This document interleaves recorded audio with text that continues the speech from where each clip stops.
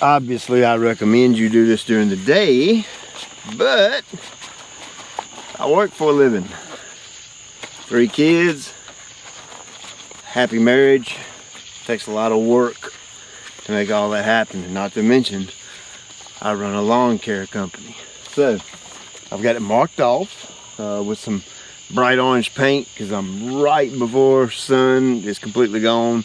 It's almost completely dark. So I can see. I'm actually going to go around my furthest away edge and edge that out and edge out the end down there. That way I can do that while I can still actually see it. And of course I'll get all this done before it actually gets dark. But this is just your basic pump up backpack sprayer is all it is. Nothing fancy about it, just a straight up fan tip nozzle. You can use the little 1 gallon one. You can pick them up at Lowe's, wherever. This is pretty much a DIY style renovation. And glyphosate. I adjusted my pH, got my natural adjuvant in here. That's going to make this, I'm expecting this bluegrass to turn very quickly. We'll see. Well, actually, I don't know how quick it's going to turn. It's the first time I've ever sprayed Roundup on Kentucky bluegrass, so we'll see. Now, one thing I do have to be cautious about is I have a lot of very nice turf everywhere else, except this one spot is getting sprayed with Roundup. This is 750 square feet, I think, and I don't want to walk through my Roundup. Okay, once I apply it, especially, you don't want to do that without an adjuvant, but especially with an adjuvant in the tank, because if you walk through it, it's going to stick to the bottom of your shoe. And when you walk through your other grass, your nice grass that you want to keep, it's going to get on it. And you're going to wonder where those dead spots come from. And you'll think about it and figure it out. So I'm going to work in a way that I hold the wand well out to my side so that I don't get any on my shoes at all, because I definitely do not want that on my beautiful tall fescue.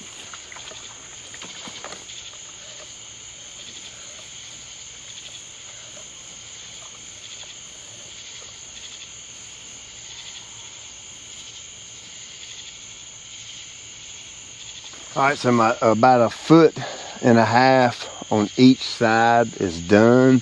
So now I can work in the middle and work my way back to here to where I've sprayed no Roundup.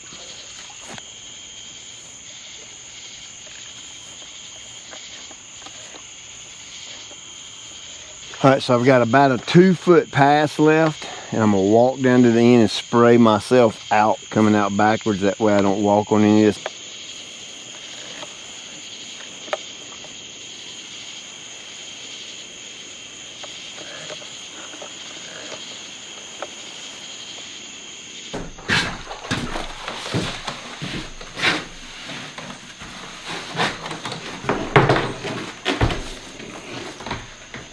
Whew.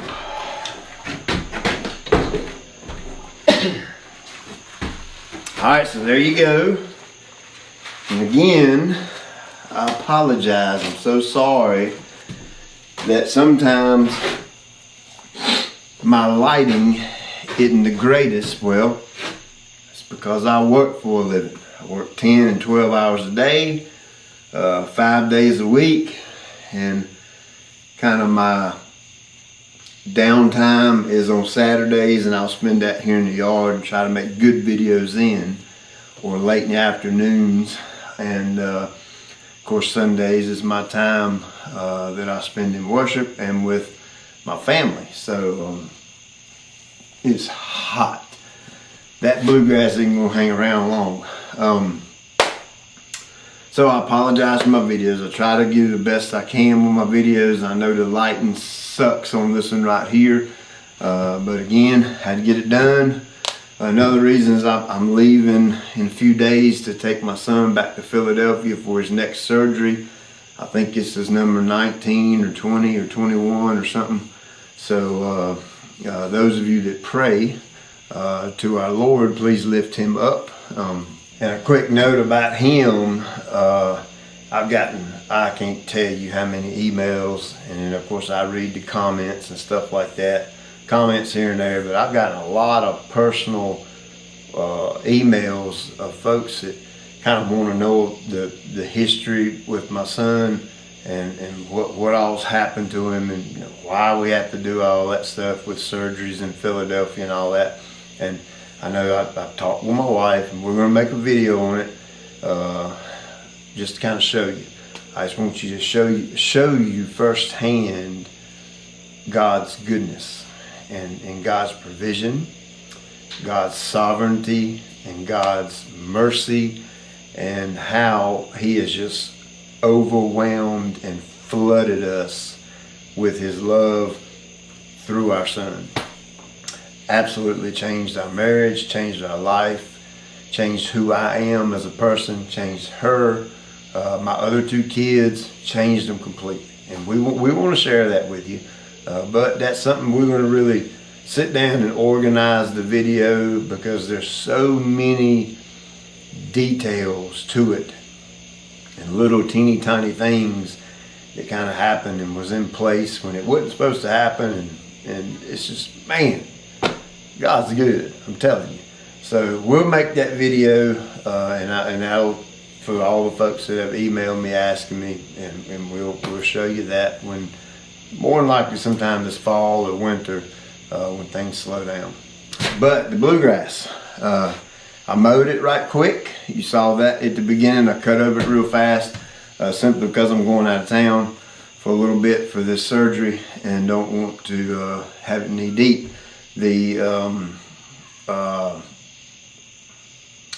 This is what happens when you get real busy. I actually have my mind on that cheeseburger my wife is bringing me. The heat stress thing, it ain't gonna work, okay? When I started doing that little test, you get stressed out really good for a couple of days, but here comes some rain. Of course, I didn't have my water on back here. I cut it off completely, and here come the rain. Man, we got some really good rain. I'm gonna tell you what, that stuff popped right back to life like you ain't never seen it before. It was just, boom, come right back to life. So the heat stress thing, we can throw it out the door, because we're kind of going into September. Chances are it's not long enough for it to go into a stressy type mode, simply because we just got, I think we got about 3 inches of rain. And then 2 days after that, we probably got another inch and a half. So that's a lot of water to hold this off. So I doubt the stress thing is even going to work. The bluegrass seed with the fescue mix, that combo mix is still dead set for September 1st. Be on my email list, because I'll hit you guys up first, or if you're in my Facebook group, and when you get one of those, buy my Cool Season Lawn Care Guide, I kind of put you in that group. It's a good little support group where if you got questions, got lots of folks in there that are very smart and have been on the Academy program for a while, or since we started, since day one, and they can get in there and help and answer questions. And I do my absolute best to step in and answer from time to time. But like I said, I live this thing called life, and it's incredibly busy. My YouTube videos aren't real spectacular or nothing, because you got a working guy, just a normal everyday dude, and I just like making videos and showing you what to do in the yard and all. So this is how I'm starting the renovation for the bluegrass, to put the new variety in it, and then put the exact blend of bluegrass that GCI will have next year, 2020. It's going to be in another spot. So we're going to have the single variety by itself and the actual blend that'll be in the bag for sale next year. So that's going to be really cool. I can't wait, because we got a major renovation that's going to go back here at the test plot. Ditches filled in, lots of dirt work going to be done, probably going to bring in some dump truck loads of compost, show you how to work that into the ground, and then we're going to irrigate the entire thing. So it's going to be a big to-do. So if you like that kind of stuff, subscribe so you can check that out when it happens. And I don't think I got anything else to tell you right now, other than I'm getting over my cold. Those of you that posted the stuff about the rats, thank you. Whoo, boy, a bunch of y'all know a lot of stuff about rats. So I got plenty of different ideas to go with, and I appreciate your comments on that. All right, so there's step one to the DIY renovation. I'm gonna try and stay as close to DIY as I possibly can on this. I think using a backpack sprayer with the factory fan tip nozzle, it's a good way to start.